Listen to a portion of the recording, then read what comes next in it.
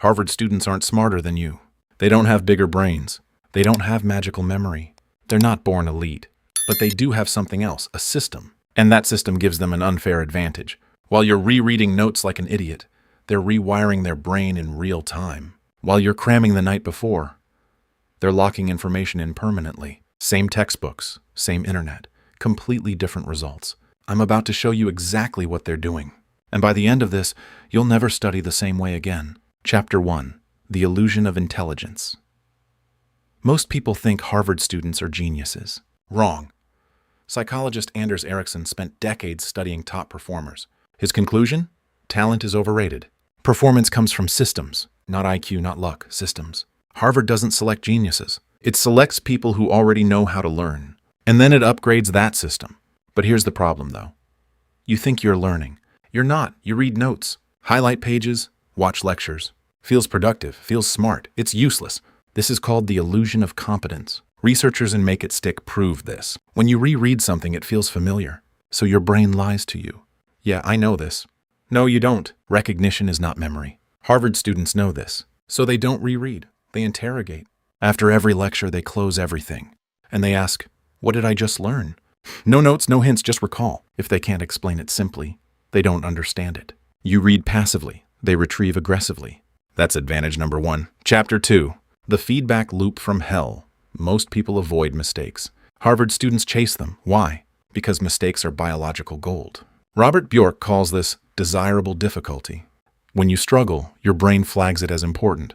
When you fail, your brain releases neurochemicals to fix the gap. That's how memory forms. But here's what you do. You study until it feels easy. You avoid confusion. You avoid failure. Congratulations, you just avoided learning. Harvard flips this.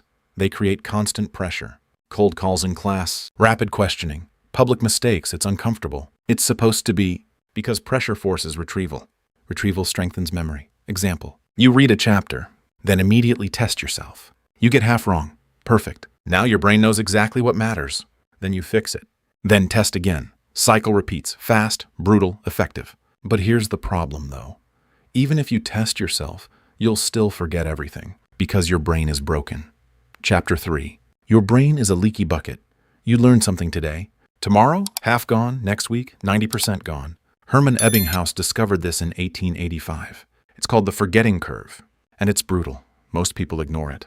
Harvard students don't. They weaponize it. Instead of cramming, they space. Instead of long sessions, they revisit at the exact moment before forgetting. That timing is everything.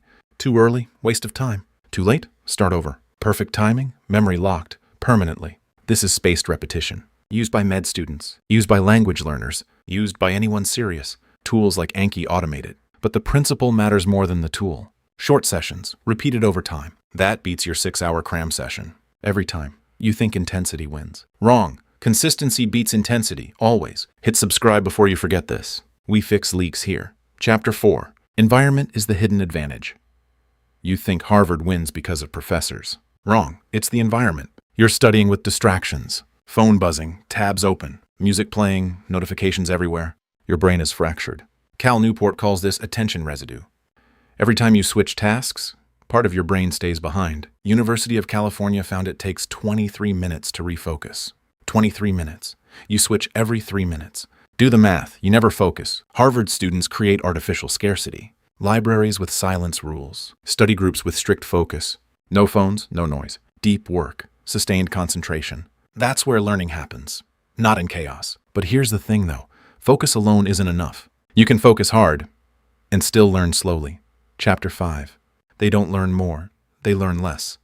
This is where it gets unfair. Most people try to learn everything. Every detail, every page, every concept. Harvard students don't. They filter. They look for the 20%, the small subset that drives results. Pareto principle. 80% of results come from 20% of input. Example. In economics, a few models explain most behavior. In programming, a few patterns solve most problems. In writing, a few principles create clarity. Harvard students obsess over those. They ignore the noise. You try to carry everything. They compress. Just like surgeons use chunking. Thousands of facts become a few mental models. Simple, portable, powerful. You memorize details. They understand systems. That's advantage 5. Chapter 6. They teach before they're ready.